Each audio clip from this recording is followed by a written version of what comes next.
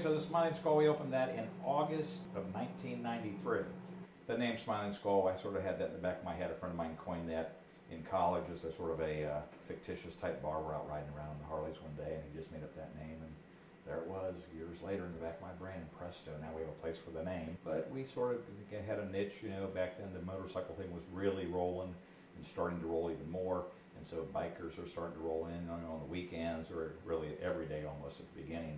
And it was, you know, just as you look back on some of the things, you know, I just, you know, 3, 4, or 5 of us would ride up, you know, pull up in front of the Union. You know, you are just the center of attention, and you have control of the situation, and it was very cool, you know, and it was fun. So you could do whatever you want. It was pretty cool. I was 22 probably when I met Chris.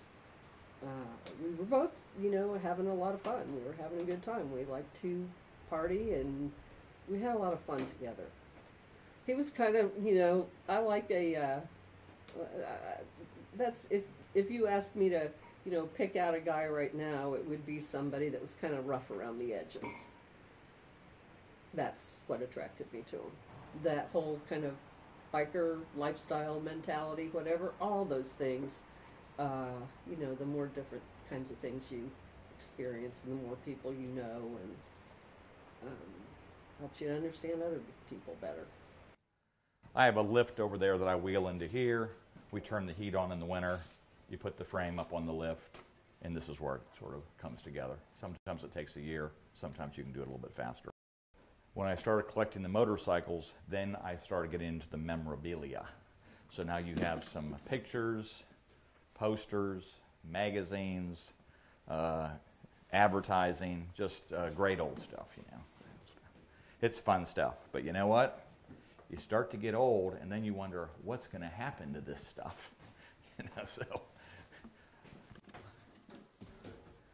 people think that Chris, they always thought he was just this wild and crazy guy, but he's also a smart guy and a creative guy.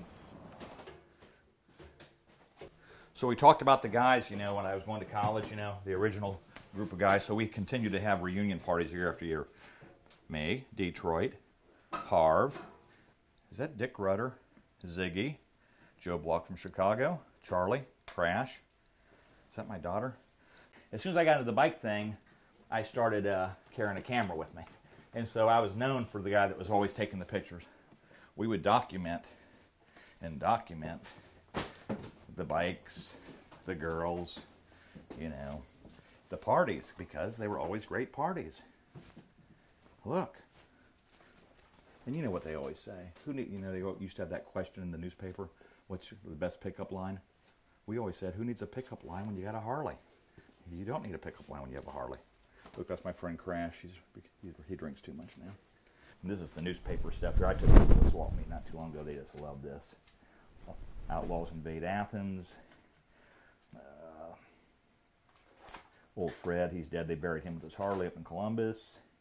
So I just saved all this newspaper stuff for years and years and years. It's just great stuff. Great stuff. Chris always wanted to have a bar, and of course he had to talk to me about it first, and I was not enthusiastic at all.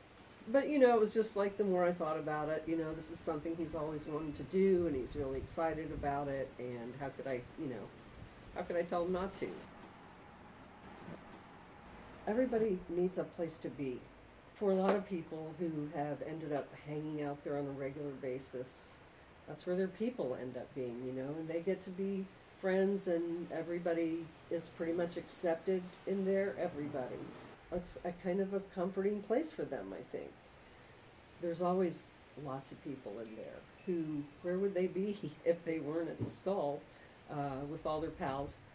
I would rather if the Skull was known for being a place of tolerance and acceptance than a biker bar. You know, that's what's the greatest thing about the bar is the diversity of the clientele. It always has been.